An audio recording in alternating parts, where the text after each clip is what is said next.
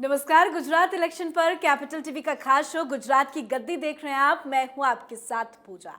गुजरात विधानसभा चुनाव की तारीख जैसे जैसे करीब आ रही है, ओपिनियन पोल के नतीजों में भी बदलाव देखा जा रहा है। अब गुजरात विधानसभा चुनाव को लेकर रिपब्लिक पी मार्क का ओपिनियन पोल सामने आया है, जिसमें बीजेपी की बम्पर जीत नजर आ रही है। आज इसी लेटेस्ट ओपिनियन पोल पर चर्चा करेंगे। बातचीत के लिए मेरे साथ स्टूडियो में मौजूद है कैपिटल टीवी के editor in chief doctor Manish Kumar. Doctor साहब, बहुत बहुत स्वागत है आपका। धन्यवाद। अभी जो लेटेस्ट ओपिनियन पोल आया है रिपब्लिक टीवी का, वो तो यही कह रहा है कि एक बार फिर से बीजेपी की सरकार बनने जा रही है। देखिए, बीजेपी की सरकार बनने में तो किसी को डाउट नहीं है। डाउट ये है कि ये जीत कितनी बड़ी होगी। क्या ऐतिहासिक जीत की ओर बढ़ रही है भारतीय जनता पार्टी गुजरात में? क्या प्रधानमंत्री मोदी जिस वक्त वहाँ चीफ मिनिस्टर थे, उससे भी कहीं ज़्यादा सीटें इस बार गुजरात में भारतीय जनता पार्टी के पास आएगी, हाँ या नहीं? सवाल ये है, सवाल ये फोरगॉन कंक्लूजन कि वहाँ पे भारतीय जनता पार्टी की सरकार बन रही है, कितनी प्रचंड बहुमत से बनेगी, सवाल उस पर टिका हुआ तो है। सीट क्या आए हैं वो आपको बता देते हैं। बीजेपी को 127 से 140 सीटें मिलने का अनुमान बताया जा रहा है और वोट शेयर की बात करें तो 46.2%। देखिए, 46.2% का मतलब है कि पिछले बार से 2% के आसपास कम। पिछले बार 48 पॉइंट समथिंग उन लोगों को, भारतीय जनता पार्टी को वोट्स मिले थे और सीटें आई थी 99। लेकिन इस बार सीटें बढ़ गई, वोट घट गया। 2% के आसपास वोट घटने के बावजूद ये ओपिनियन पोल बता रहा है कि भारतीय जनता पार्टी 99 नहीं, इस बार 140 का आंकड़ा टच कर सकती है। और वो क्यों, उसका जवाब आपके अगले आंकड़े में है। जी बिल्कुल। कांग्रेस के बारे में भी बता देते हैं, जिसमें 24 से 36 सीटों का अनुमान है। वहीं वोट परसेंट की बात करें तो 28.4%। अब दिक्कत क्या है? भारतीय जनता पार्टी की सीटें बढ़ गई इसलिए क्योंकि कांग्रेस पार्टी जो पिछली बार 42% वोट लेकर के आई थी, उसका वोट घट के चला गया है 28% के आसपास। अब 28% कांग्रेस पार्टी लेकर के आती है और भारतीय जनता पार्टी 46 लेकर के आती है, मतलब 18% का डिफरेंस है। It's a huge difference. और ये इतना बड़ा डिफरेंस क्यों आया है, उसका रीजन वो अब आपके अगले आंकड़े में है। जी बिल्कुल। आम आदमी पार्टी की बात करें तो 9 से 21 सीटों का अनुमान यहाँ पे बताया जा रहा है और वोटिंग परसेंटेज 20.6%। मतलब ये कि कांग्रेस पार्टी के लिए भस्मासुर साबित हो रही है आम आदमी पार्टी।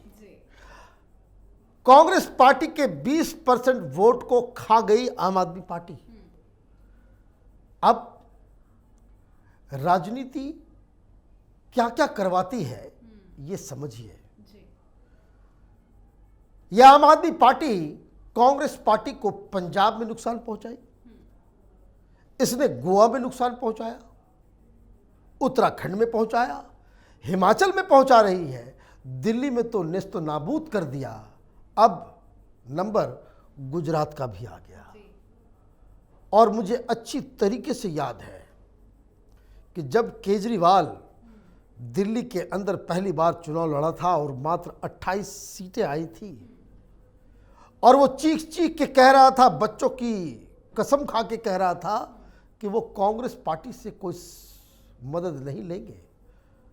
वो कांग्रेस पार्टी को गालियां भी दे रहा था, लेकिन राहुल गांधी और उसके आसपास जितनी तमाम चट्टे बट्टे सलाहकार जो थे, उन्होंने शीला दीक्षित की बात को नज़रअंदाज करते हुए ये कह दिया कि भारतीय जनता पार्टी को दूर रखना है सत्ता से तो केजरीवाल को समर्थन कर दो। और कांग्रेस पार्टी के समर्थन से केजरीवाल मुख्यमंत्री बन गया। मतलब भस्मासुर कांग्रेस पार्टी ने पाला। और आज नतीजा ये है कि हर जगह कांग्रेस पार्टी को नुकसान आम आदमी पार्टी के द्वारा की जा रही है। अब गुजरात में अगर यही आंकड़े रहे, मैं फिर से कह रहा हूं, मेरी बात को जो कहते हैं गिरह बांध लीजिए इस चीज को। अगर जो वोट परसेंटेज 46% जो है अगर भारतीय जनता पार्टी लेकर के आती है, 28% कांग्रेस लेकर के आती है और आम आदमी पार्टी 20 सीट्स लेकर के आती है, तो 182 सीटों में भारतीय जनता पार्टी 170 सीटें जीतकर इतिहास बनाएगी।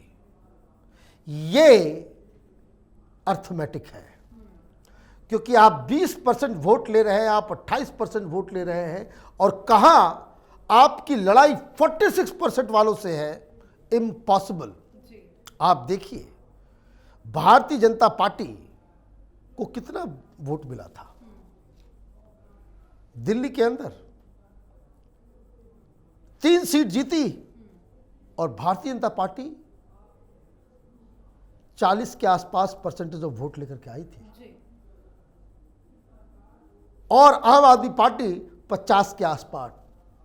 ये डिफरेंस जैसे आया, जितना ज्यादा डिफरेंस होगा सीटें उतने ही गैप के साथ वो चलता है। वोट परसेंटेज आप देखिए, बंगाल में बीजेपी को अच्छा खासा वोट परसेंटेज आया, लेकिन नतीजों में कन्वर्ट नहीं होता। हार और जीत, जहां बाइपोलर अगर होगा, हार और जीत 2-4% जो वोट में ही मामला निपट जाता है। यहां तो गैप 18% का है फर्स्ट और सेकंड के बीच। तो अगर आंकड़े यही है, जनता का चॉइस अगर यह है कि 46% भारतीय जनता पार्टी को, 28% कांग्रेस पार्टी को और 20% आम आदमी पार्टी को, तो ये समझ लीजिए कि सारे रिकॉर्ड टूट जाएंगे। गुजरात के अंदर प्रचंड बहुमत के साथ भारतीय जनता पार्टी सरकार बनाएगी, और ये नींव पड़ जाएगा भारतीय जनता पार्टी के कैंपेन का। किस चीज का? 2024 में लोकसभा के चुनाव की नींव इस गुजरात इलेक्शन से रखी जाएगी। भारतीय जनता पार्टी के इस जो कह सकते हैं जगन्नाथ को रोक पाना बड़ा मुश्किल है, और इसके लिए अगर कोई दोषी है, जो लोग यहाँ दिल्ली में बैठ के कहते हैं भाई विपक्ष को मजबूत होना चाहिए, मजबूत होना चाहिए, भाई ये काम भारतीय जनता पार्टी का नहीं है। विपक्ष मजबूत नहीं हो रहा। कांग्रेस पार्टी अगर भारतीय जनता पार्टी को चुनौती देने में विफल रही है, तो इसका दोषी एक ही है, कांग्रेस पार्टी। और कांग्रेस पार्टी में भी गांधी परिवार। राहुल गांधी को भारत जोड़ो यात्रा की बजाय गुजरात और हिमाचल में कैंपेन करना चाहिए था। वो प्रधानमंत्री बनने के चक्कर में फॉरेस्ट गंप बने हुए हैं, और पार्टी की उसको नैया डुबोने के लिए सारे वो काम कर रहे हैं कि जिससे कांग्रेस पार्टी विलुप्त हो जाए। जी, बहुत बहुत शुक्रिया समझाने के लिए। धन्यवाद। तो एक बार फिर से बीजेपी इतिहास रचने जा रही है। सरकार बनाने को लेकर जनता के पास 3 विकल्प है। एक, 27 वर्षों से सिंहासन पर काबिज बीजेपी, दूसरा, राज्य में खोई जमीन वापस पाने की जद्दोजहद में लगी कांग्रेस, और तीसरा विकल्प आम आदमी पार्टी के रूप में है, जिसे पंजाब के नतीजों को देखते हुए गुजरात में भी चमत्कार होने की उम्मीद जगी है। पर ओपिनियन पोल साफ साफ इशारा कर रहे हैं कि गुजरात की गद्दी में बीजेपी ही काबिज रहेगी। लेटेस्ट ओपिनियन पोल पर आप अपनी राय कमेंट करके जरूर लिखें। देखते रहिए कैपिटल टीवी। नमस्कार।